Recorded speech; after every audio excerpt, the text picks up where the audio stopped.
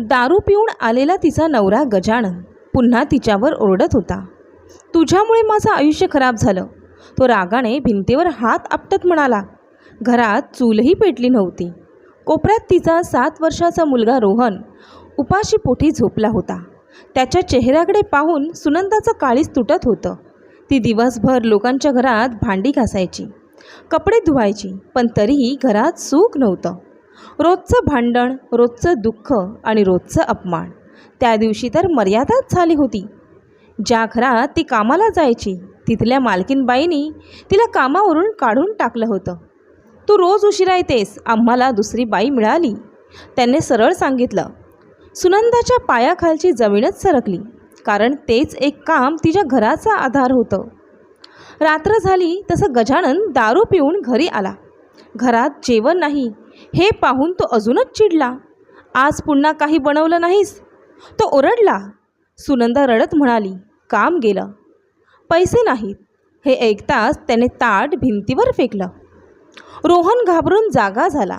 तो आईला बिलगडून रडू लागला. त्या क्षणी सुनंदा पूर्णपणे तुटली. ती घराबाहेर आली. आकाशात काळे ढग होते. वारा जोरात वाहत होता. तिच्या डोळ्यातून अश्रू थांबत नव्हते.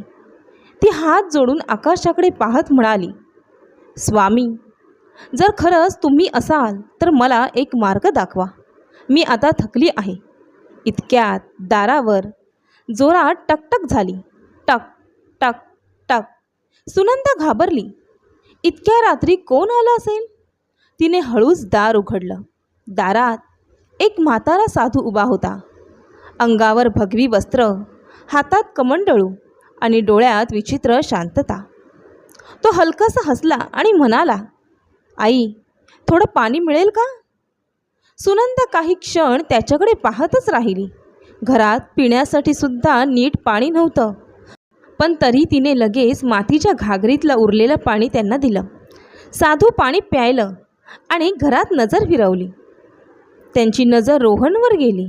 का रे बाळा, जेवलाच नाही का? त्यांनी विचारलं. रोहन शांतपणे आईकडे पाहू लागला. सुनंदाच्या डोळ्यात पुन्हा अश्रू आले. ती म्हणाली, आज घरात काहीच नाही बाबा.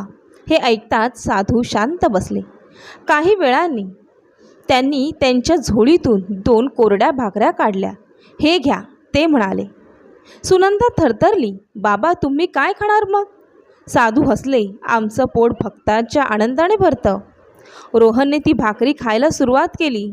2 दिवसांनी त्याच्या चेहऱ्यावर हसू दिसत होतं. सुनंदा त्या साधूंना पाहतच राहिली. तिच्या मनात विचित्र शांतता निर्माण होत होती.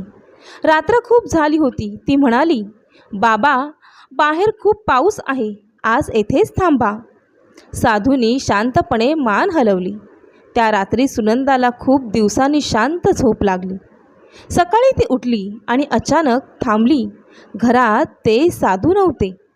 दार उघडं होतं. ती बाहेर धावत गेली, पण आजूबाजूला कुणीच नव्हतं.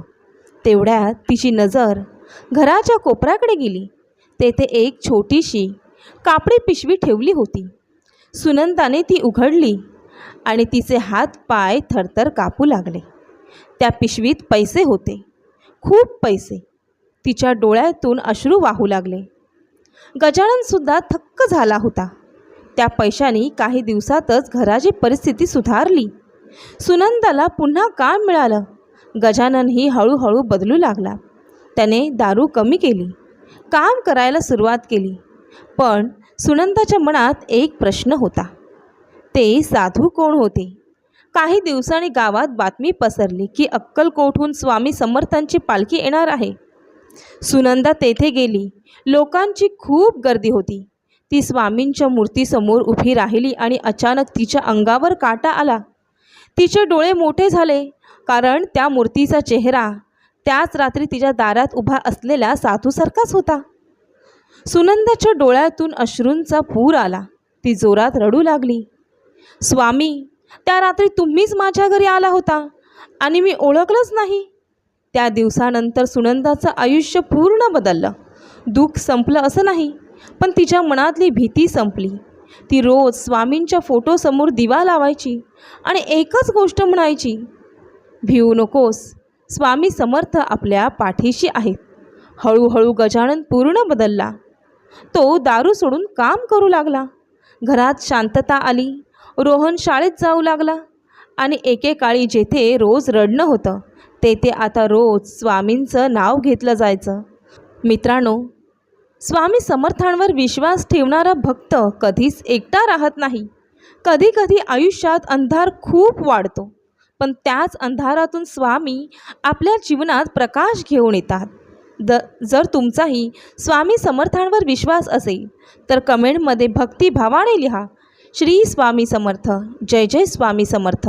मित्रांनो, व्हिडिओ आवडला असेल तर लाईक करा, तुमच्या प्रियजनांपर्यंत शेअर करा आणि अशा स्वामीमय कथा ऐकण्यासाठी चॅनलला सबस्क्राईब करायला विसरू नका.